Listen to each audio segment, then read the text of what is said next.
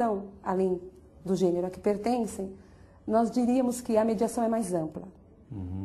E a mediação, ela tenta pacificar as pessoas. Ao passo que a conciliação, ela vai solucionar o litígio.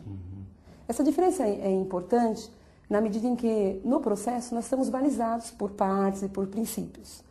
Na mediação é mais amplo. Você pode ter acordo parcial, o objeto da conciliação pode ser menor, e a gente trabalha as partes para o futuro. Então, a mediação, ela tende a pacificar. Então, nós temos como nosso norte o futuro. E na conciliação, a gente tem um processo balizado e temos como baliza o nosso passado.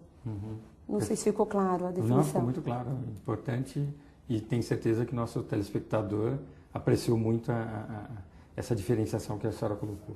Doutora, abordávamos ainda há pouco da importância de entidades de classe, como a AMB, a APAMARS, outras correlatas estado afora. Como é que a senhora se sente sendo representada por uma entidade que não esmoreceu em momento algum, quando até não estava na moda, defender a magistratura? Luciano, pertencer à magistratura é algo maravilhoso. Acho que nos falta realmente palavra para definir o sentimento. O que me vem na mente quando você me pergunta, permita-me o tratamento sem protocolo, é o verso do nosso poema nacional: verás que um filho teu não foge à luta. Então, eu acho que toda a nossa entidade de classe, ela é bastante aguerrida, ela sabe por onde está trilhando, isso nos orgulha muito. Doutora, eu vou pedir a sua licença, nós vamos para um rápido intervalo e já voltamos. Estamos de volta com Frente a Frente com a Justiça, nessa oportunidade trazendo a entrevista da doutora Tarcísia Fernandes, juíza da 2ª Vara Criminal da Comarca de Atibaia e diretora do Fórum daquela comarca. Doutora Tarcísia, a senhora lida com uma das partes talvez mais importantes, se não a mais importante, uma das mais importantes do direito, que é justiça criminal, que significa tentar pacificar uma sociedade cada vez mais perplexa diante de crimes como o de um maníaco em São Paulo que violentou 2 crianças, depois as matou. Em Atibaia, na região de Atibaia, mais precisamente em Bragança Paulista, um outro crime que chocou todo o país, onde uma família foi queimada viva dentro de um veículo por marginais que tentavam sair impunes. Doutora, a legislação brasileira oferece ao juiz instrumentos suficientes para reprimir esses crimes cada vez mais chocantes, mais aterrorizantes? A legislação, ela é muito boa, mas nós temos que reconhecer que tem alguns pontos que ela está deixando a desejar.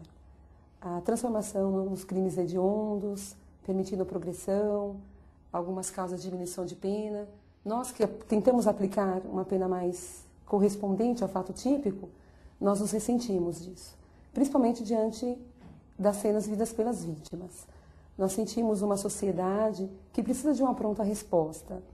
Oxalá chegue um tempo que nós não precisamos lembrar desses exemplos, tristes, e que realmente não precisemos nos valer de penas tão graves, que possamos cuidar mesmo do homem, da cidadania, da conscientização, para que isso não ocorra.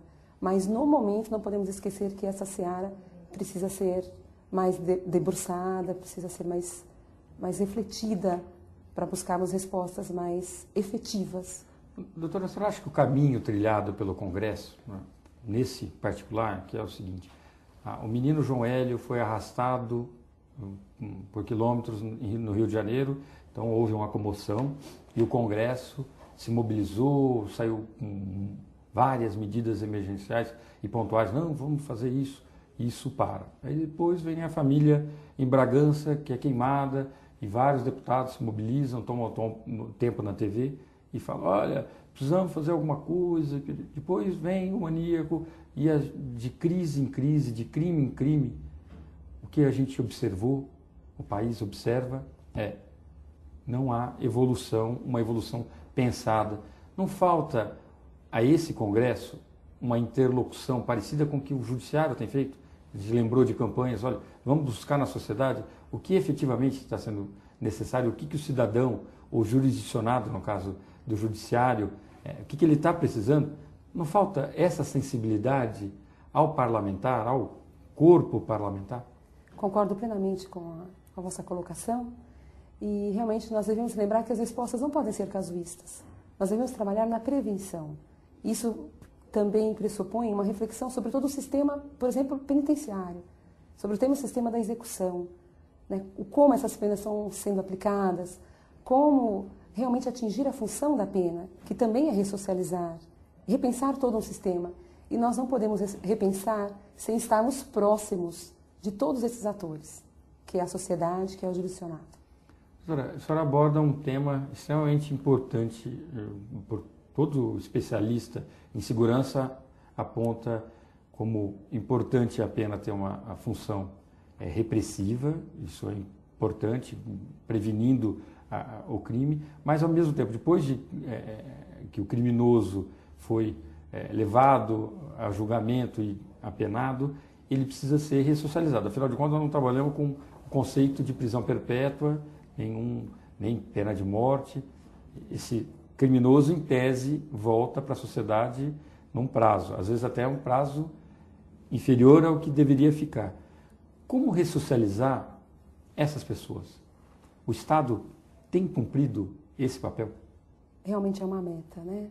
Há muitos sonhos, temos bastante juristas que têm se preocupado com a matéria, mas a realidade, infelizmente, está demonstrando que nós precisamos fazer algo diferente. Lembrar que atrás do criminoso realmente existe um ser humano, né? Atrás desse ser humano tem uma família, principalmente as crianças, que é a nossa preocupação. Nós não podemos permitir na sociedade atual uma criança crescer sem essa referência, que também é um dos temas objeto desse nosso fórum permanente de cidadania, é um projeto nesse sentido. Então, nós precisamos mesmo, a sociedade está sendo mais unida, está repensando alternativas,